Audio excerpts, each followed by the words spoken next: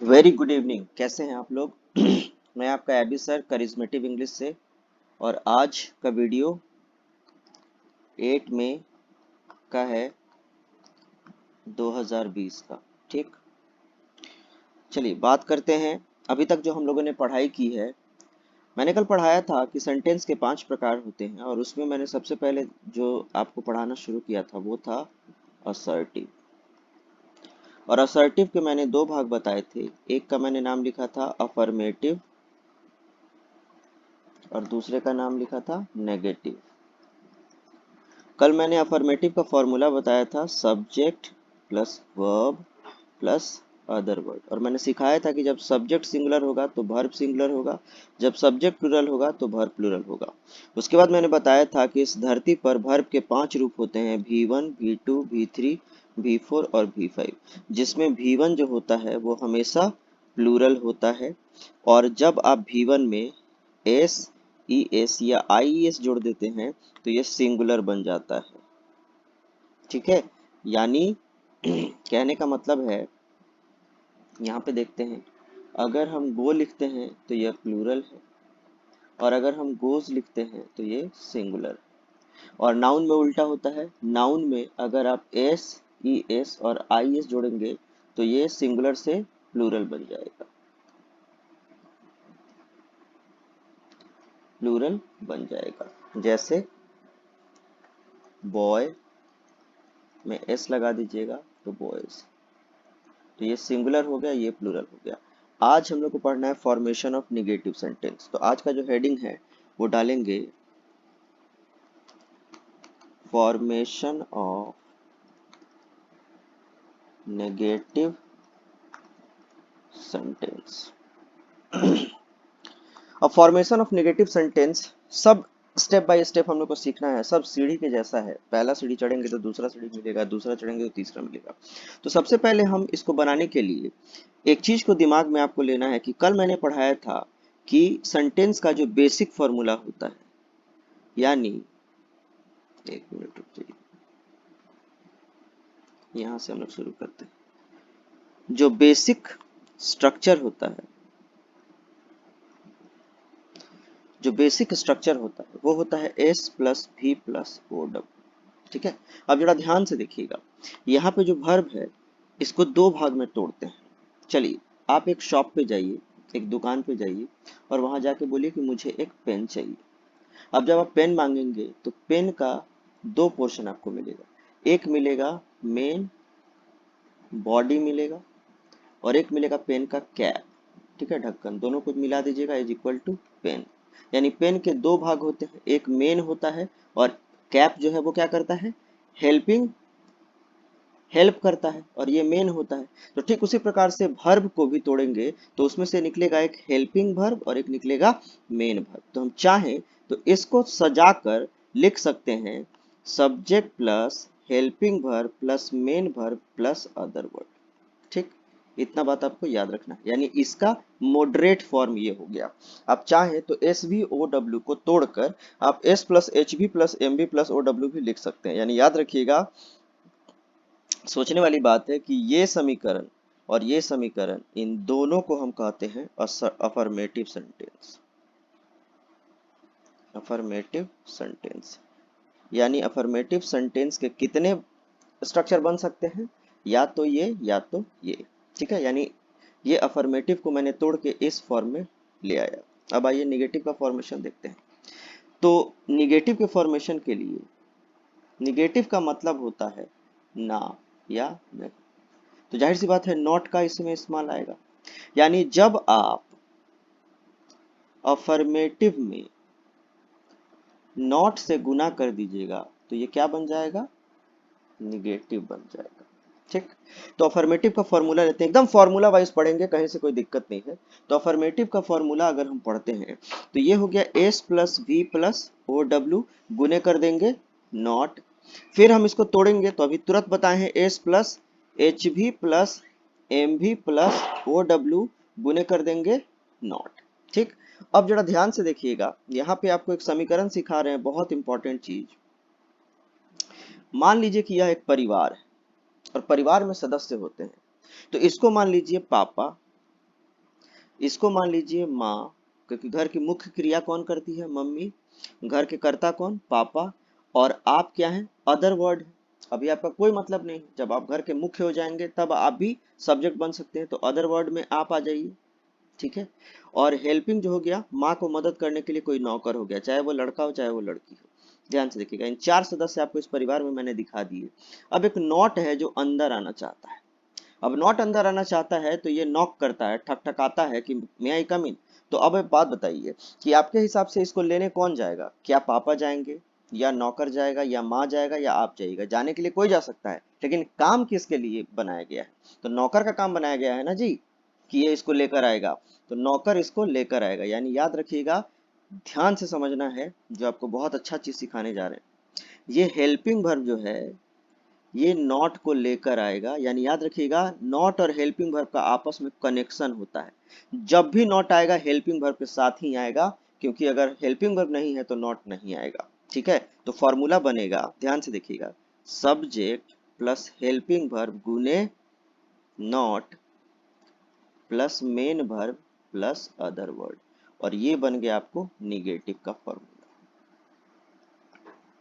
अब यहाँ ध्यान से देखिए, यानी जब भी आप बनाएंगे निगेटिव का स्ट्रक्चर, तो निगेटिव में ध्यान रखना है कि नॉट आएगा तो नॉट का गुना हेल्पिंग वर्ब से होगा। जरा ध्यान से देखिएगा, फॉर्मूला को मैं यहाँ लिख लेता हूँ, सब्जेक्ट प्लस हेल्पिंग वर्ब गुने not plus main verb plus other word. ये किसका समीकरण निकल गया बेटा? निगेटिव का निकल गया। कोई दिक्कत समझ में आ रहा है ना? तो चलिए, निगेटिव का हमने लिखा दिया। अब निगेटिव में क्या होता है कि अब यहाँ पे एक इक्वेशन हम लोग लेंगे। मैंने लिखा अफर्मेटिव सेंटेंस, ध्यान से देखिएगा, मैंने लिखा अफर्मेटिव सेंटेंस, और अफर्मेटिव का फॉर्मूला मैंने निकाला था SVOW। ठीक है, अब मैं इसमें सेट करता हूं, मैंने बना दिया राम। बोलिए, गो लिखें राम के साथ? बिल्कुल सही, गो नहीं लिख सकते हैं, क्यों? क्योंकि गो है प्लूरल और राम है सिंगुलर, तो क्या हो जाएगा? गोज। तो मैंने कहा राम गोज टू पटना। ठीक, अब क्या करना है आपको? गुना नॉट करना है, निगेटिव बनाना है आपको। अब निगेटिव बनाना है तो नॉट का कंडीशन क्या है? याद रखिए, नॉट किसके साथ गुना करता है? तो हेल्पिंग वर्ब के साथ। अब क्या इस वाक्य में कहीं आपको हेल्पिंग वर्ब दिखाई दे रहा है?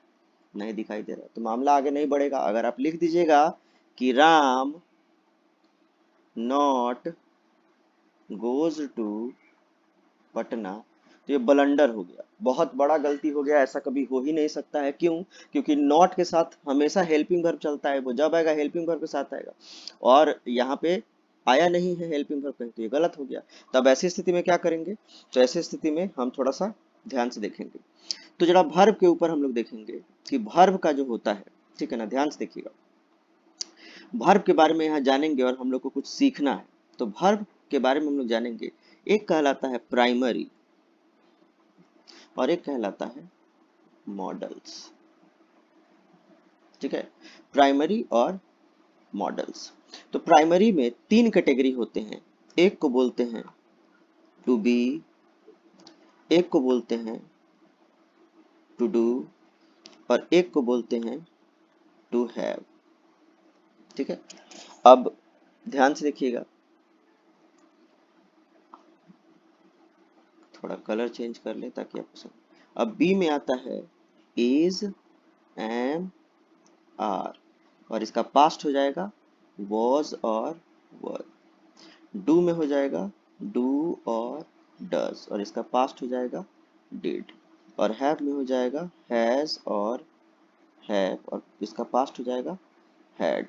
ठीक है, यहाँ पे ध्यान से देखिएगा, यानी 1 2 3 4 5 6 7 8 9 10 11, यानी 11 प्राइमरी होगा।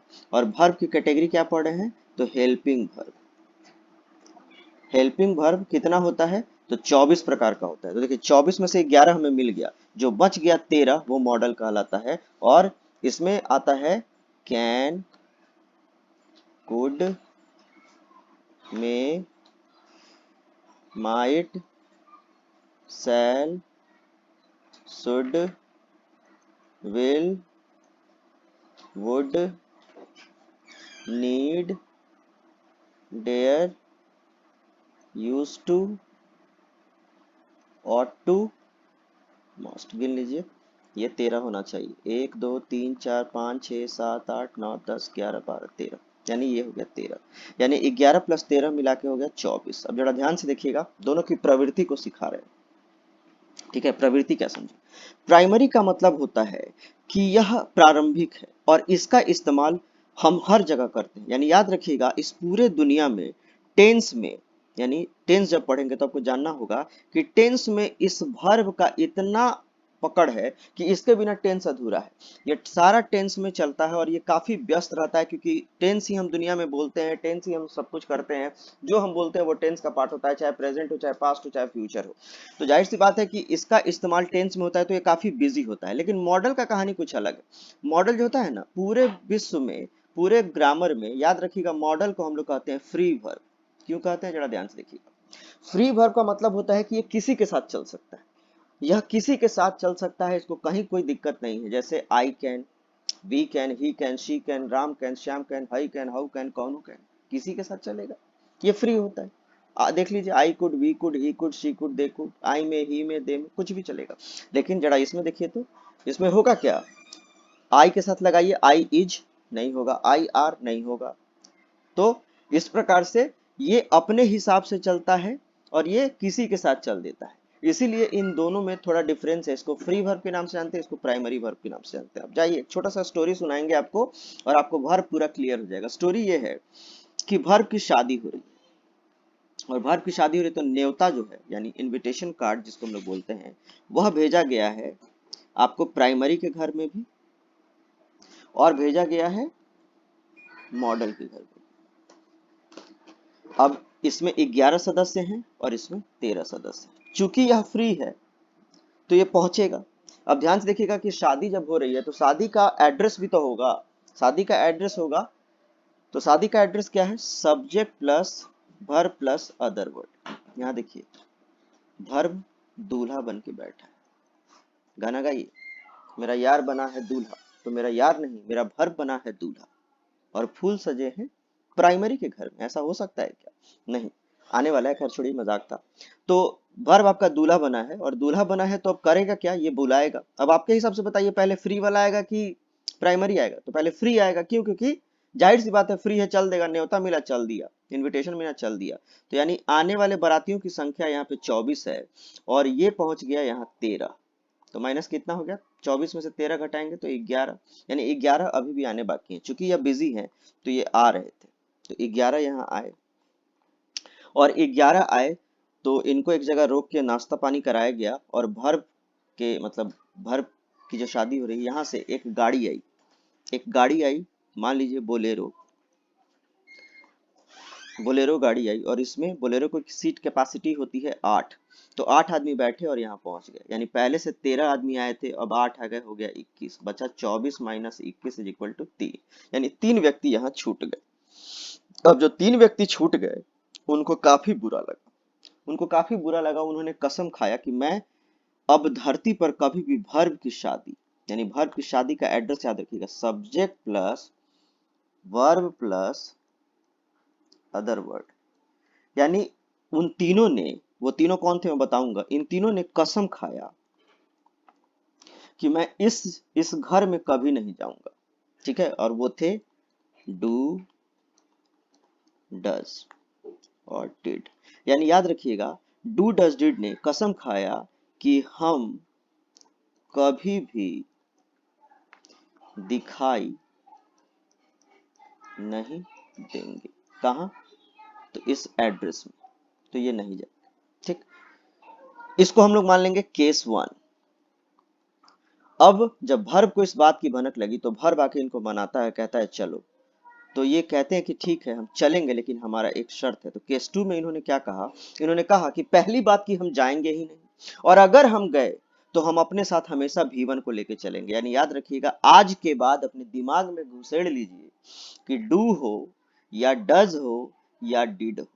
ध्यान से देखिएगा, डू हो, डज हो या डिड हो, अगर ये किसी भी वाक्य में दिखाई दे, इस धरती पर कहीं भी दिखाई देंगे, तो उनके बगल में V1 लगा दीजिएगा। क्योंकि अगर V1 नहीं आएगा तो कभी डू डज डिड नहीं चलेगा। यानी आज के बाद दिमाग में गांठ बांध लेना है कि डू हो, डज हो, डिड हो, अगर वाक्य में आएगा तो हमेशा V1 के साथ आएगा, नहीं तो नहीं आएगा, नहीं दिखाई देगा।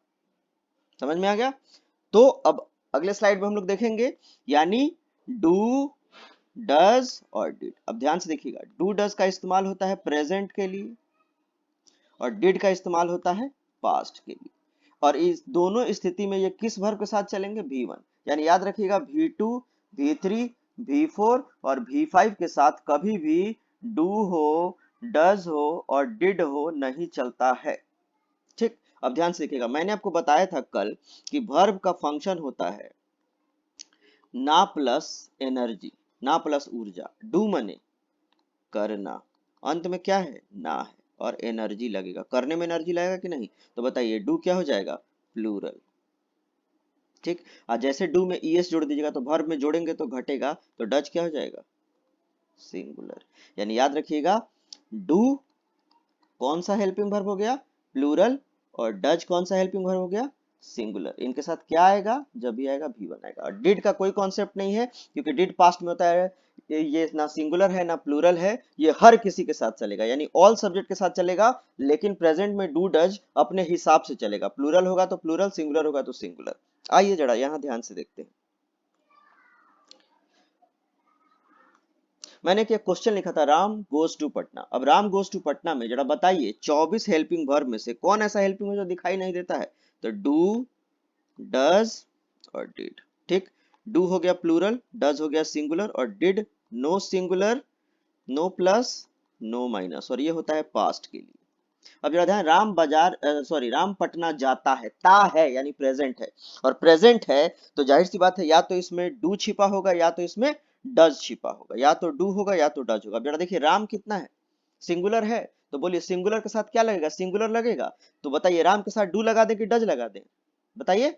वेरी गुड, क्या लगेगा? राम के साथ डज लगेगा, क्योंकि राम अकेला है, अकेला है।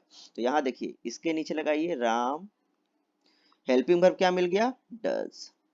उसके बगल में लगा देंगे नॉट, राम डज नॉट। अब उसके बाद क्या है? गोज है। तो अभी देखिए, थोड़ी देर पहले अभी जस्ट बताए हैं कि डू डज डिड के साथ कौन सा वर्ब आएगा? तो V1 आएगा। धरती पर कभी भी अगर किसी वाक्य में डू डज डिड दिखाई दे तो V1 चेप दो, तो राम डज नॉट गो हो जाएगा, गो टू पटना। यानी ये क्या बन गया? निगेटिव। अगर यहीं पे हम श्याम लगा दें, श्याम एंड राम, तो देखो एक श्याम और एक राम, दोनों मिलके दो हो गए, तो यहाँ डू नहीं, यही सॉरी डज नहीं, यहाँ डू लग जाएगा। तो हो जाएगा Shyam and Ram do not go to Patna. Concept clear है? आगे बढ़ते हैं, थोड़ा सा देख लेते हैं। और यानी याद रखिएगा, असर्टिव के दो निकाले मैंने, एक अफर्मेटिव और एक निगेटिव। अफर्मेटिव का समीकरण है S plus V plus OW, और एक है S plus HV plus MV plus OW। यानी दो सूत्र इसके बने, और इसका बना S प्लस HV गुने not plus main verb plus other word, ये इसका बन गया। यानी अफर्मेटिव के दो स्ट्रक्चर बनेंगे, एक और दो, और निगेटिव के एक ही स्ट्रक्चर रहेंगे। जहां पे याद रखना है कि हेल्पिंग वर्ब कितना होता है? 24, जिसमें से 21 हेल्पिंग वर्ब जब इस्तेमाल किया जाएगा दिखाई देगा, और ना दिखाई देने वाला 3 होता है। कौन कौन? डू, डज और डिड। और डू डज डिड जब भी आएगा किसके साथ आएगा? V1 के साथ आएगा। यानी आज का कॉन्सेप्ट यहाँ था। अब जरा ध्यान से देखिएगा,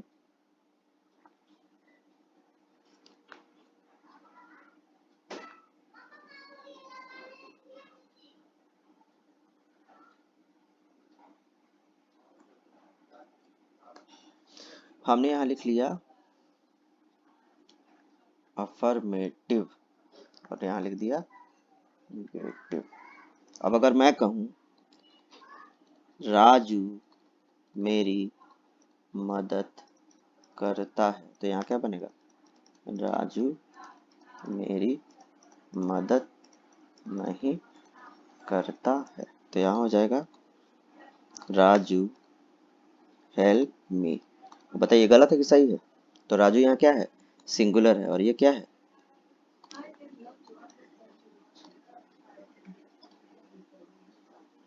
चलिए, तो यानी राजू जो है यहाँ सिंगुलर है और हेल्प प्लूरल है, तो यहाँ हेल्प्स लगा देंगे। ठीक है, अब ये हो गया आपका सिंगुलर, ये भी सिंगुलर, ये भी सिंगुलर, सही है। अब यहाँ पे डू डज डिड में से चूज कीजिए। राजू क्या है, सिंगुलर है, तो क्या आ जाएगा, राजू के साथ डज आ जाएगा, तो Raju does not help me. क्यों होगा, क्योंकि राजू यहाँ सिंगुलर है, डज यहाँ सिंगुलर है, डू डज डिड के बाद भी बनाएगा। कॉन्सेप्ट क्लियर है? यानी आज यहीं तक हम लोग करेंगे। आज हम लोगों ने असर्टिव और निगेटिव का पूरा फॉर्मेशन देख लिया। अब इससे आपको क्या करना है, थोड़ा सा तैयार करना है। जैसे आपको कहना है 2 मिनट, यानी अब एक चीज आपको देखना है, अगर हम कहें लोग अंग्रेजी बोलते हैं, और इधर बना दीजिए लोग अंग्रेजी नहीं बोलते हैं, तो लोग अंग्रेजी का पीपल, तो क्या हो जाएगा, पीपल स्पीक इंग्लिश। क्यों, क्योंकि पीपल प्लूरल है, एक से अधिक जब आदमी होंगे तब ना लोग बनेगा। तो पीपल स्पीक, बोलना, ये भी प्लूरल, ये भी प्लूरल। और इसका निगेटिव हो जाएगा people do not speak English. ठीक है, तो यहीं तक था। 13 मई से मेरा सेकंड बैच शुरू हो रहा है ऑनलाइन, जिसका फी है 1999 रुपीज। ठीक है, इसका एडमिशन चालू हो गया है। इच्छुक व्यक्ति 8434315135 पर संपर्क करें, सीट लिमिटेड है। मेरा फर्स्ट बैच फुल हो चुका है, अब सेकंड बैच का एडमिशन चालू हो गया है, जो 13 मई से शुरू होगा, और इसका फी होगा 2000 रुपीज में, 1 रुपया कम। ठीक है, चलिए धन्यवाद, आपका दिन शुभ हो।